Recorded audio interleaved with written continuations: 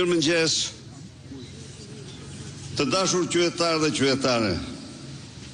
Sot, unë kam këtë deklarat para jush, me të cilën faktohet se shteti, narkoshteti, është shteti i Irenës me 5 mbiemra, i Troplinit dhe Troplinëve të tjerë.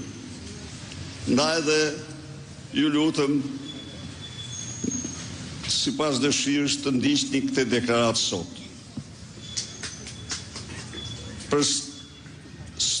Pra, ky është shteti i Irenës me 5 mbiemra që vazhdon detyrën në shkelje flagrante të kushtetutës dhe ligjeve të vendit.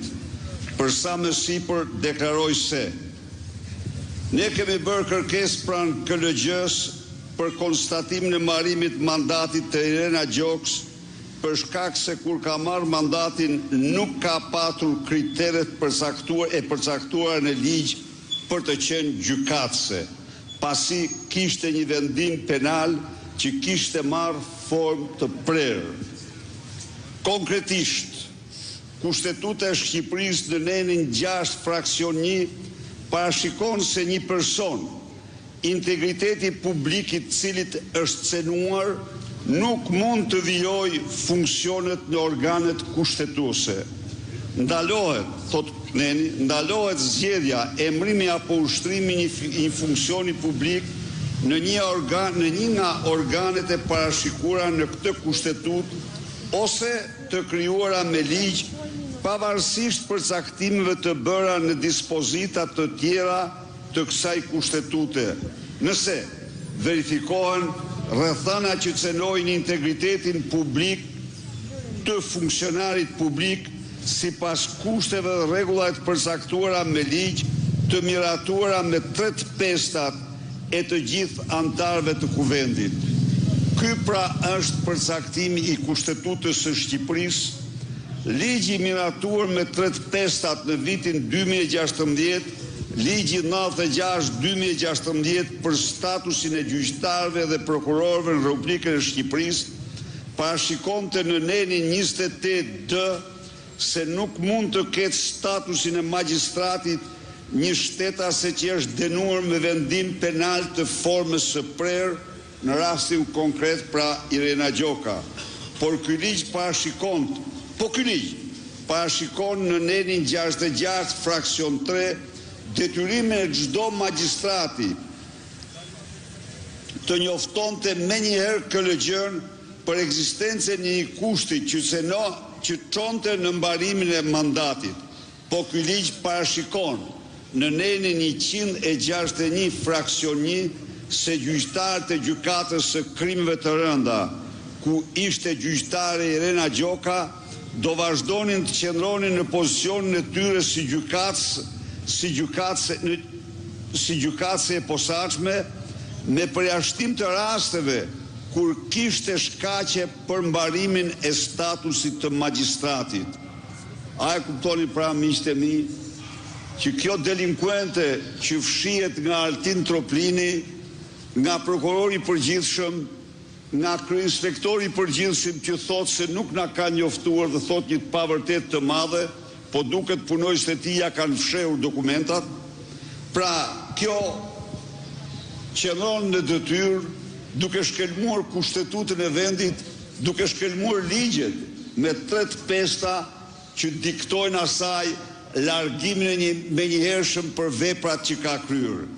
Sipas ligjit numër 138/2015, ligj tjetër ky, ligji dekriminalizimit, ligji miratuar me 3 pestat ashtu siç kërkon kushtetuta, fshehja, refuzimi për deklaruar gjykime dënime, qoftë edhe jo të formës së prerë, Irena me 5 mbiemra ka të formës së prerë, nga autoritetet të huaja për çfarë do lloj vepre penale apo mas dëbimi shkakton ndërprerjen e menjëhershme të funksionit të gjyqtarit dhe Irena Gjoka nuk ka deklaruar një gjykim, një dënim dhe 2 dëbime, por mbrohet në mënyrë antikushtetuese, antiligjore nga një bashkëpunëtor krimi që quhet Altin Troplini.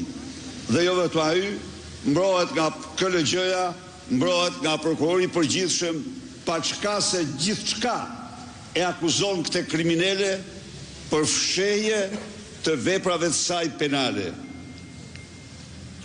Sipas ligjit numër 95/2016, ligj për strukturat e posaçme, gjykat, prokurori, BKH, të gjithë ata që donin punonin në këto struktura duhet të deklaronin nëse kishin dënime brenda ose jashtë vendi të formës prerë ose jo, për çfarë do lloj shkelje ligjore. Dhe Irena me 5 mbiemra përsëri nuk ka deklaruar dënimin e saj në Greqi. Refuzimi për deklaruar për shkak për shkarkimin e saj të menjëhershëm. Pra, sipas 3 ligjeve të miratuara me 3 të peshta, Irena Gjoka nuk duhet të ishte magjistrate, të paktën që në hyrje në fuqi të ligjit për dekriminalizimin, por ajo fsheu vendimin e saj penal dhe ekspulset dhe nuk i raportoi ato sipas ligjit. Faktet u bën publike, si fillim nga gazetat greke e më pas nga dokumente zyrtare me vull apostile të sjella dhe dorëzuara në organet kompetente shqiptare që në shkurt të vitit 24. Por, kur faktet u bën publike, kur dokumentat u dorëzuan në institucionet e përkatëse shqiptare, këto të fundit kishin detyrimin të vendosnin vetë për konstatimin e marrimit mandatit për Irena Gjokën, që prej momentit kur ligji ja ndalon asaj të ishte gjykatëse dhe ndjekjen e saj penale. Por ajo mbrohet nga Altin Troplini, kundrejt ndonjëri shfetit majm apo urdhri antiligjor. Sidoqoftë, Altin Troplini bëhet bashkautor në një krim të shëmtuar, ku është shkel kushtetuta dhe ligjët e vendit.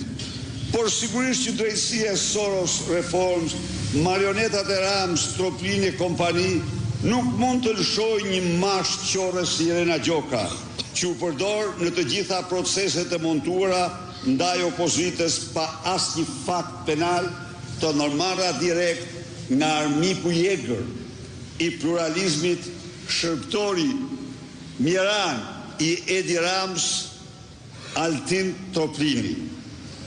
2. KLG-ja nuk u përgjigj kërkesës sonë për të konstatuar marrim në mandatit të Irena Gjokës, sepse ligji 96/2016, sipas ligjit 96/2016, por ja drejtoi prokurorisë së përgjithshme për të nisur hetimet sipas ligjit 138/215 për hetuar nëse ekzistonte vendimi penal kundra Irena Gjokës në Greqi dhe nëse ajo kishte deklaruar atë në formularin e dekriminalizimit, pavarësisht se për këto kishin vendimin penal të drejtësisë greke të sjellë me vull apostile. Prokuroria e përgjithshme për të dëshmuar veten se është një institucion tërësisht i kontrolluar, është një institucion që shkelmon kushtetutë dhe ligje, nuk ka ndërmarrë asnjë masë gjërësor. 3. Qëllimi i këtij devijimi është i qartë. Së pari, në mënyrë të palishme vonon vendimarrjen për konstatimin e mbarimit mandatit sipas ligjit 96/2016, meqense Irena Gjoka nuk mund të ishte gjykatëse kur ligji ja pengonte një personi të dënuar penalisht të mbante një funksion të tillë.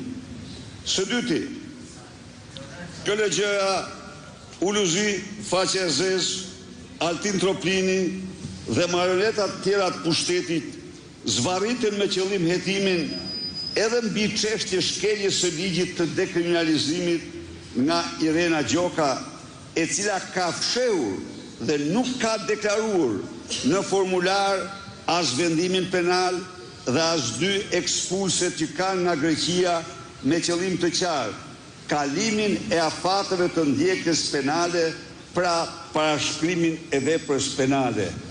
Kjo është arsyeja që këta shërbëtorë të Edi Rams apo të korruptuar Irena Gjoks nuk marrin veprime vetëm e vetëm që kriminalja, delinkuente Irena Gjoka, që mban detyrën në kundërshtim me kushtetutën, në kundërshtim me ligjet e vendit, të mos jap llogari para drejtësisë për këto fshehje dhe shkelje të rënda.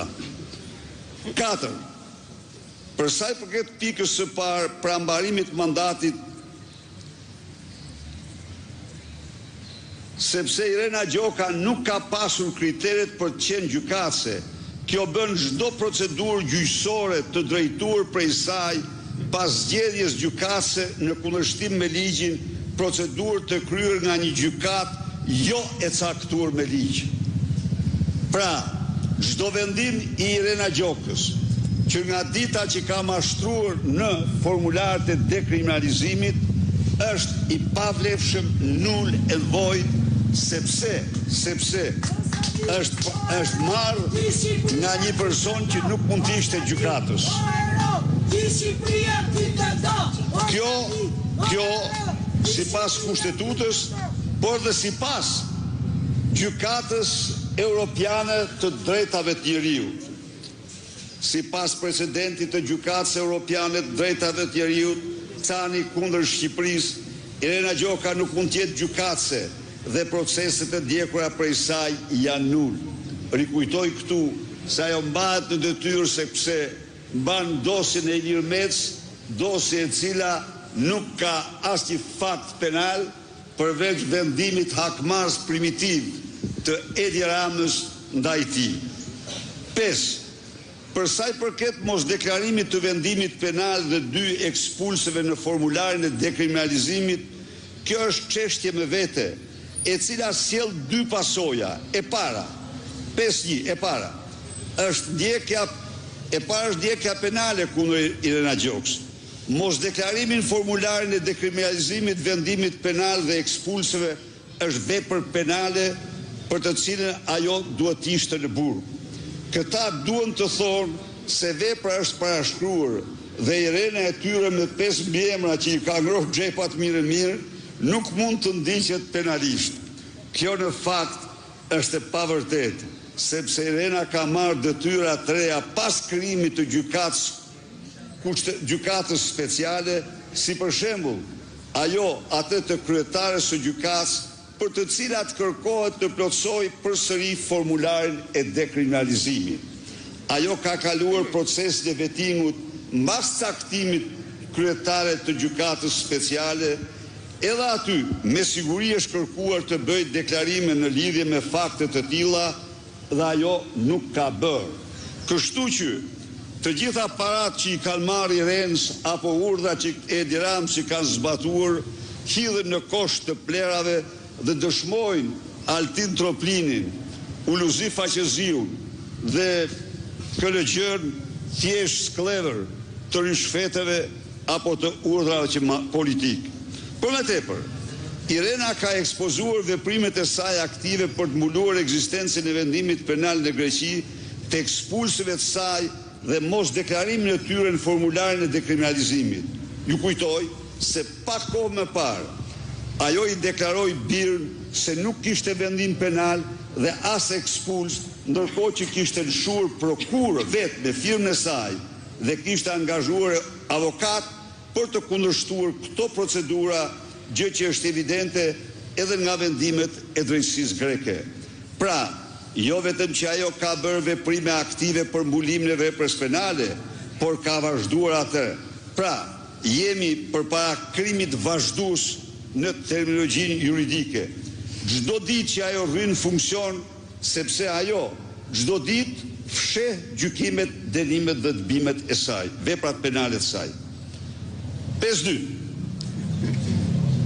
E dyta, mos deklarimi vendimit penal në formularin e dekriminalizimit sjell përsëri përfundim të mandatit që nga momenti kur është kryer shkelja. Kjo është një procedurë administrative, pra jo penale, për të cilat nuk vlen asnjë fakt parashkrimi i kodit penal. Nuk ka nevojë për veprim verifikues kaq kompleks. Ajo nuk ka plotësuar sakt 3 rubrika të formularit, por mjafton vetëm mosplotësimi një rubrike për të larguar nga funksionet e gjyqtarit. 6. Pra pavarësisht përpjekjeve të turpshme të KLG-s, Altin Troplinit, prokurisë së përgjithshme për të mbajtur në detyrë një njeri që nuk mund të jetë gjykatës sipas kushtetutës, sipas ligjit, një njeri që sipas të ligjeve të miratuara nga kjo mazhorancë duhet të jetë në burg. Ajo është e pambrojshme dhe tashmë e vërteta ka dalë në dritën e diellit. Zoti Berisha, ju besoj jeni drejtuar gjykatës së Strasburgut pas vendimit të gjykatës kushtetuese. A është përdorur ky argument nga ana juaj në Strasburg, pra gjykimi nga një gjykatë jo e formuar nga ligji? Do ta pyes avokatin tim. Nuk kam një përgjigje. Unë besoj se po.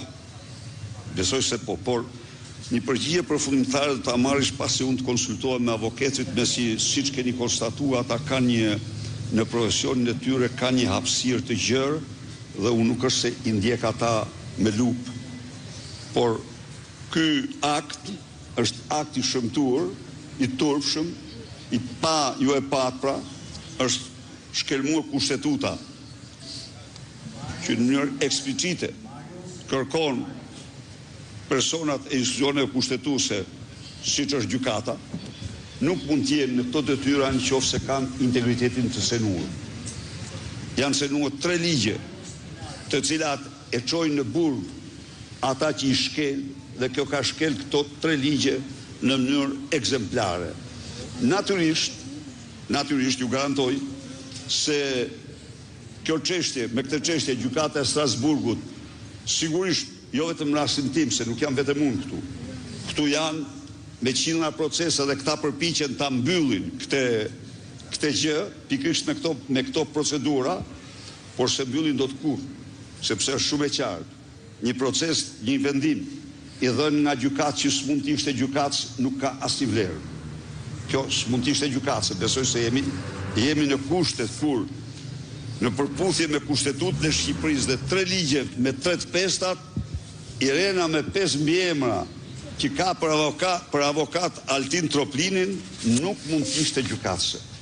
Por Irena Peng, e cila është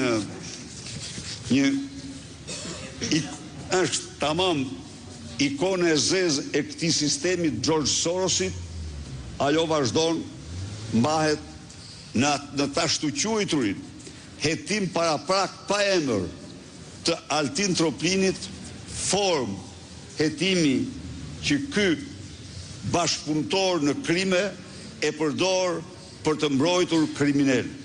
Duhet të informoj këtu se dosja 26 Toyota Yaris, e cila ka shkuar në gjykat, ka shkuar pa fascikullin e Tauland Begojaris, i cili është person kryesor, siç e dini, jo vetëm në deklaratat në parlament, por është person kryesor në përgjimet që janë bërë Erjona Daupaj, ku ajo në mënyrë të përsëritur, unë ja u kam lexuar, ja u lexoj prapë, flet për taun që bën gjithçka, ministër tani më, që bën gjithçka për të marrë, për të tërheqë edhe një herë të gjitha pasuritë e konfiskuara në polici në mënyrë që t'i vonojë dhe të mos japë. Pra, këtë Altin Troplini nuk e ka dërguar në gjykatë. Çfarë ka bërë? E ka krijuar aty gjoja një fashikull 26 fraksion 1 dhe asgjë po e han mijt në raftet e tij. Ky është një shembull. Zoti Berisha. Po a mund t'ja lexoj pak të çfarë i lash shënimin që i lash sot Altin Troplinit?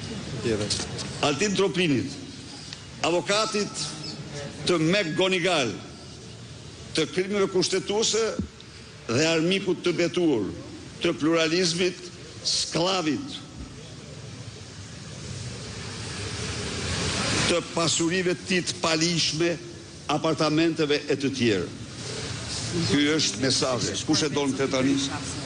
Vetëm mundësisht t'ja u paraqisti qytetarëve me shkrimin tip s'ka gjë se e morrin vesh. Zoti Berisha, gjuha juaj e ashpër a mendon që ka ndikuar në injektimin e një bindjeje se gjyqësori nuk funksionon, se drejtësia nuk jep drejtësi. Shiko, vajzë, ti duhet dish një gjë.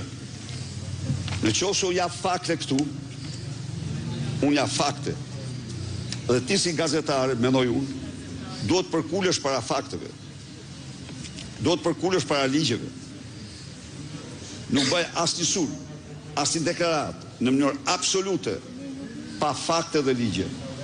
Po kur unë demaskoj këtu si bashkëpunëtor në krim, ata që fshehin krime, ata që shkelmojnë ligje, ata që shkelmojnë kushtetut, unë mbroj interesat e çdo qytetari shqiptar, demokrat, socialist, pa parti, çfarëdo që tjetë ai, edhe tuaja të përfshi, edhe interesat tuaja përfshi, sepse interesi i tyre është një ligj, funksionimi i ligjit, funksionimi i kushtetutës.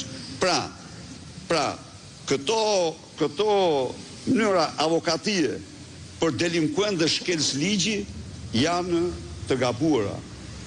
Përkundazi, unë po mbroj sistemin e drejtësisë nga delinkuent, nga kriminal që shkelmojnë kushtetutën për interesat të tyre. Sepse Altin Troplini, ta them unë ty. Po ka institucione për t'i drejtuar. Të gjitha këto shkretësa. Besoj se këtu fola që të gjitha për institucione që jemi drejtuar.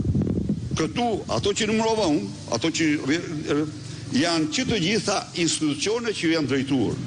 Por ato institucione, ose Irena me 5 mbiemra i ka bler me 500.000 euro, nuk kam fakte se do t'i sjellja këtu, ose Edi Rama i urdhron si sklever që i ka të kapur peng për pasuritë e paligjshme që kanë nga Troplini dhe me radhë dhe këta heshtin. Por në qoftë se brenda drejtësisë, në një sistem drejtësie, ndodh që ish kryetari i gjykatës kushtetuese, Bashkim Dede, nxirret nga sistemi dhe ky Troplin këtu e çon për ndjekje penale dhe kërkon dënimin e tij me burg. Nxirret nga sistemi sepse sipas tij ka fshehur një apartament, sipas atij dhe avokatërve, apartamenti ka qenë i vllaut dhe ka paguar qera në emër të vllaut. Nuk e di cila është. Njëra apo tjetra. Por ky vet ka 4 apartamente. Ka 3 të vetat dhe një tjetër ku thot unë jam i strehuar tek vjerri me qera. E kuptoni ju apo jo? Pa çka se çon bodyguardet për të rrafë qytetarët. Atje se shiten nga 2 herë apartamentet e vjerrit me qera. Pra jemi këtu 1 minutë. Jemi në këto kushte të cilat shqiptar duhet të dinë këto të vërteta. A mund të imagjinosh ti kur se çfarë ndodh me qytetarin e thjesht, se çfarë drejtësie merr qytetari i thjesht, kur këta në mënyrë flagrante ky hap çështje pa emër për Irena Gjokën, e cila ka gjithë të gjëra të shkelmuara dhe çështja hapet pa emër vetëm që ajo të tejkaloj afatet e parashkrimit. A nuk është ky, më thoni ju mua, një bashkëpunëtor në krim? A nuk është ky një bashkëpunëtor në krim kur lexon një lloj si unë transkriptet e bisedave të Eriona Daupaj, ku Taulant Balla nga fillimi në fund del disa herë si bashkëpunëtor me bandën e Elbasanit, me bandën e Elbasanit. Dhe ky merret, denon roje dhe shofer dhe taos ja heq fashikullin. A janë këto kështu apo jo? A duhet t'i dinë këto? Çfarë drejtësie kjo? Kjo është antidrejtësi, ky është shkelmim mbi punën mundin djersën të qindra hetuesve, gjykatësve, prokurorëve që duan të funksionojnë në përputhje me ligjin. Por kjo mafje e poshtër që ka ngërthyer në këtë mënyrë sistemin, po e shkatron këtë sistem. Jo, përkundrazi, kjo është një ndihmë e madhe që unë jap. Ndihmë e madhe që jap, sepse disi është puna se këta a e morë vesh të gjë. A e morë vesh ç'a ndodhi? Pa gjë. që nga kohë e diktaturës, mundet, unë s'kam dëgjuar as diktaturë, po mund të ketë ndodhur, atë ndodh të çdo gjë. Atë s'kishte avokatje, po në kohë kur ka patur avokat, avokatët armiq konsiderohen. Ta them një jam në një tek këtu, po, pak kishte. Arrestojnë avokatin në Elbasan. Pse? Sepse guxoi t'i thot prokurorit, unë do të bëj padi penale. Çfarë fyrje dhe çfarë kërcënimi është ky? Kur një njeri në sallën e gjyqit që mbronte një klient i thot avokatit po shpif dhe unë do t'jap, kjo qenë ka dhe ky bandit me prodën që është antar i bandës edhe tjerë thret avokatin edhe e arreston të nesërën. Tani më thuj pak mua. Të arrestosh avokatin në këtë mënyrë, a e kupton ti që kjo është një terror mbi 10-100 avokatër që të mbyllin gojën në sallën e gjyqit? Çfarë drejtësi është kjo? Ka ndodhur ndonjëherë ku unë mendova se kur dëgjova, tu them të vërtetën, mendova se mos avokati ka humbur nervat dhe e ka agresuar prokurorin, edhe thash kjo është e papranueshme. Por kur pash me regjistrime se çfarë ka ndodhur, ky është turpi, ky vetëm drejtësi nuk është, ta thotë. Nuk ndodh kund. Prandaj dhe domethënë këta që përpiqen të shndrojnë krimet e tyre të shëmtuara në mburoj për drejtësinë, këta janë dy herë kriminal. Këta që përpiqen të përdorin manton, të përdorin mantelin e gjykasit apo prokurorit për të mbrojtur krimet e tyre, për të fshehur krimet e tyre, këta janë dy herë kriminal. Zoti Berisha, ditët e fundit keni folur për një tentativë për të kapur gjykatën kushtetuese. A mund ta thoni me emra se kush janë personazhet e drejtësisë të cilat kanë interes për të kapur gjykatën kushtetuese dhe për cilat arsye? Po, unë nuk kam folur, unë kam folur për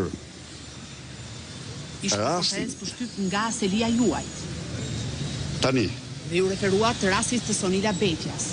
Po, ajo ishte tjetër, një minutë. Ajo ishte një akt antikushtetues, absolutisht antikushtetues. Dhash citova kushtetutet, citova ligjin e gjykatës kushtetuese, të cilin e shkelin në mënyrë flagrante gjykata, vetë gjykata kushtetuese. Nuk ndodh kur që hajde të mbyllim të gjykojmë se si na takon ne. Po ky është konflikti më flagrant i interesit. Nuk ndodh kur kjo, përveç se në Shqipëri që ndodh çdo gjë. S'ka sistem. Që në këtë moment që ata bën gjyqin se cilin të përzën, kjo ishte turpi i tyre. Turpi madh, i pape, se ata akti i parë do i thoshin Bajrambekës, ne jemi në konflikt interesi, ne s'mund ta gjykojmë të problem, hajde drejtoju ku dush, Pra, e para, e dyta, Sonila Betja kishte filluar në detyrën marr mandatin në 2020 dhe kushtetuta dhe ligji përcaktojnë asaj mandatin 8 vjeçar. Së treti, nuk është kur presidenti që i drejtohet gjykatës kushtetuese me zgjidhje këtë problem me shkresë. Tani, unë e kuptoj, në qoftë se presidenti don ta zgjidhte, i thoshte parlamentit. Parlament, ka një ligj, keni bërë një ligj e gjykatës kushtetuese, ku keni shkruar se forma e rotacionit aplikohet gjërë në vitin 2022. Prandaj, hiqeni këtë afat në mënyrë që të vazhdoj forma e rotacionit deri në vitin 32. Nuk e bëri. Pra, gjithçka është në kundërshtim me ligjin dhe kushtetutën.